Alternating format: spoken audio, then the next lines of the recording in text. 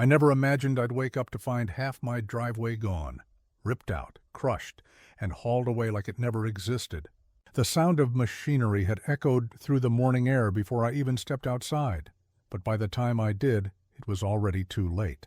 A row of men in bright orange vests stood where my concrete once lay, and behind them, a smug HOA board member stood watching like he owned the place. His clipboard was tucked beneath his arm, his expression calm, almost proud, as though this act of destruction was just another day's work.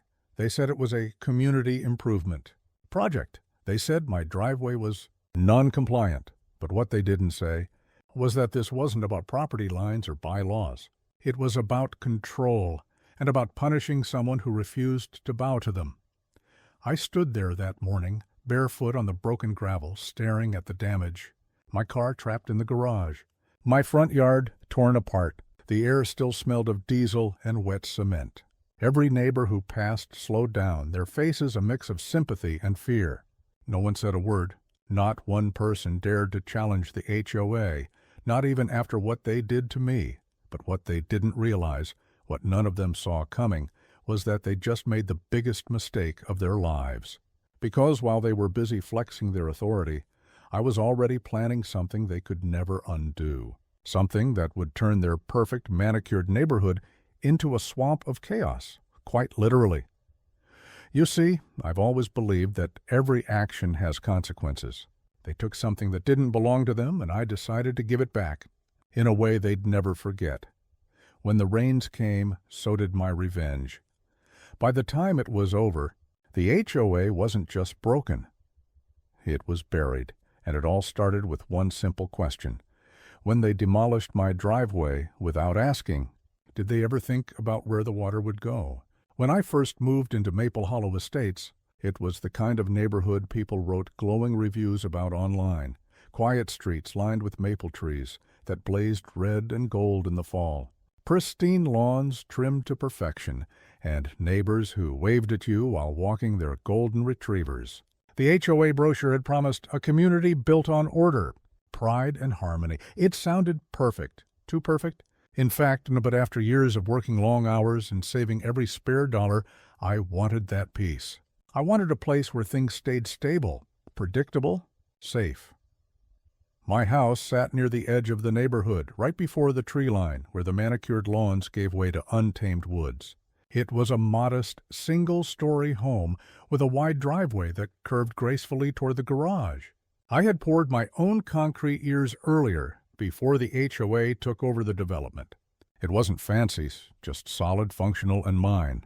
I liked the way the sunlight hit it in the morning, how the gravel shimmered faintly where the concrete met the edge of the grass.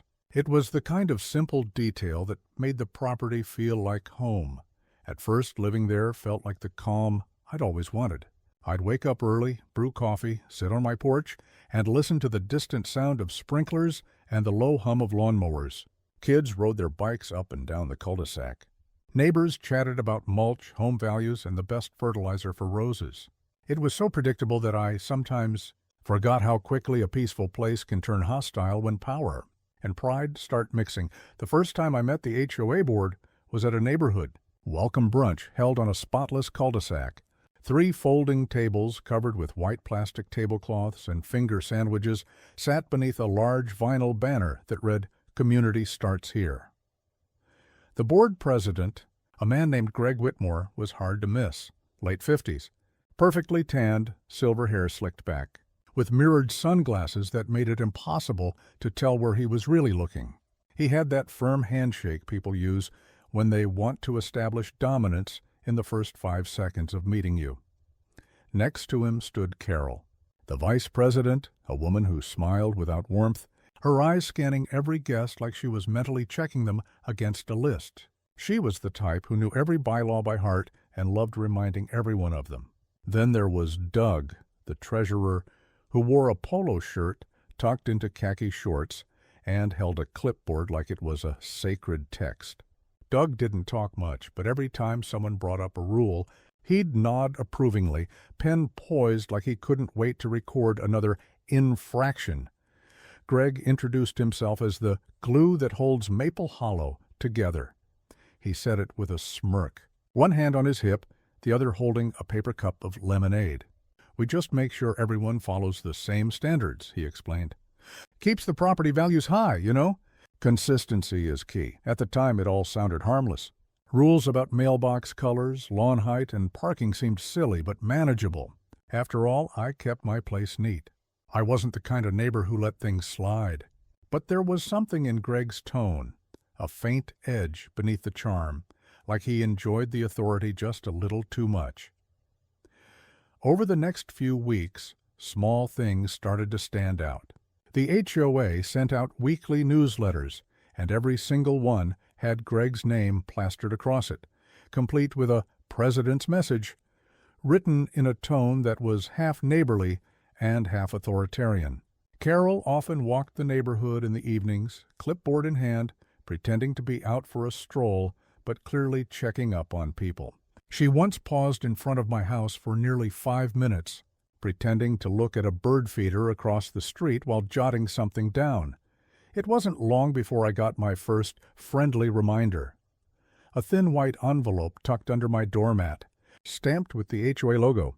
Inside was a note about my garbage cans being visible from the street, a supposed violation of Section 4B, subsection 3. I remember laughing about it at first. I'd left the cans out for maybe an hour after pickup. But there was something about the letter's tone, a blend of politeness and quiet menace, that rubbed me the wrong way. The next week, I got another one, this time about the appearance of minor cracks in my driveway. They claimed it didn't meet community aesthetic standards. That's when I realized something. The HOA wasn't just about keeping the neighborhood clean. It was about control. Still, I tried to play along. I resealed the cracks myself, scrubbed the edges, made it look better than new. I even sent photos to the HOA office, hoping to clear things up. No response. It wasn't until a few days later that Greg stopped by just to chat. He leaned on my fence, wearing that same smug expression from the brunch, and said, "You know, we're thinking about updating the driveways on this street. It'd make the whole place look uniform. You might want to consider replacing yours soon before it becomes mandatory." Something in his voice made my stomach tighten. "Mandatory?" I smiled, trying to keep it civil. "I'll think about it," I said. He nodded, but his smile didn't reach his eyes. "That's good. We like cooperative homeowners around here." Then he turned and left, but not before glancing at my driveway one last time. It wasn't a look of concern. It was ownership. After that day, the air in Maple Hollow started to change. It wasn't visible, not yet, but you could feel it. The tension simmered just beneath the surface, like the calm before a storm. Greg and his board became more active, inspecting lawns, sending notices, hosting mandatory meetings that somehow always ended with new rules. Neighbors who once waved now avoided eye contact, afraid that even casual conversation could draw attention. Carol's walks grew more frequent. Doug started leaving small orange tags on mailboxes whenever someone violated a rule. The HOA's power was tightening like a noose, and nobody wanted to be the one who fought back. Nobody except me, because while most people shrugged and paid their fines, I started to notice something strange. The HOA wasn't consistent. Some houses got warnings for tiny things, others didn't. Greg's friends? Their lawns could be overgrown, their driveways stained, and not a word. It was selective enforcement, and I began to suspect something darker was happening beneath the surface. Then, one evening, I found a flyer tucked into my mailbox. It wasn't from the HOA, it was handwritten, anonymous. It said, "They're targeting you. Don't trust them. Watch your driveway." That was the moment I knew this wasn't just about rules anymore. It was about retaliation, and I had no idea just how far they'd go to make me bend. In the weeks that followed, the atmosphere in Maple Hollow Estates grew heavy, not with the kind of obvious tension you could point to, but with something quieter, more invasive. It was in the way conversations would pause when I stepped outside, or how Carol's evening walks seemed to linger near my house just a little too long. It was as though invisible eyes followed my every move. At first, I tried to brush it off. Maybe I was just overreacting, reading too much into small-town politics. But the signs became impossible to ignore. One morning, I woke to find a fresh orange tag hanging from my mailbox, another notice of violation. This time, the issue was non-compliant materials used on my property's border. The materials in question? A simple wooden edging I'd installed around the flower bed. The same kind 3 other houses on the street had. When I pointed that out at the next HOA meeting, Greg smiled in that infuriatingly calm way of his. "We're standardizing aesthetics street by street," he explained, leaning back in his chair as though the matter were trivial. "Yours just happens to be part of the first phase." There it was again. That tone. The one that said you don't get a say in this. The meeting itself was held in the Maple Hollow Community Center, a pristine, windowless room that smelled faintly of disinfectant and stale coffee. The walls were lined with framed photos of the board members shaking hands at ribbon cuttings, and a large sign hung over the podium, "Preserving Order Through Unity." The moment I walked in, I could feel every pair of eyes on me. Most were polite, curious, maybe sympathetic, but others were cold, calculating. I saw Doug scribbling notes while Carol flipped through a binder thick enough to be a phone book. Greg called the meeting to order with a little wooden gavel, smiling as though this was just another casual evening among friends. But beneath the polite laughter and perfunctory greetings, there was a current of tension that no one dared to acknowledge. I brought up the inconsistency in the rules. If we're talking about standardizing aesthetics, why are half the houses exempt from these changes? Why does enforcement only seem to apply to certain properties? Greg's smile didn't falter. "We address violations as they're reported," he said smoothly. "If other properties haven't been flagged, it simply means they're in compliance." It was a flawless deflection, one that left me looking unreasonable, even paranoid. After the meeting, a neighbor named Linda, an older woman who'd lived in Maple Hollow since it was built, caught up to me in the parking lot. She spoke in a low voice, glancing over her shoulder as she did. "You're not crazy," she whispered. "They've been doing this for years, picking people off one by one until they either sell or fall in line." That night, I couldn't sleep. Her words stuck with me, replaying over and over as I stared at the ceiling.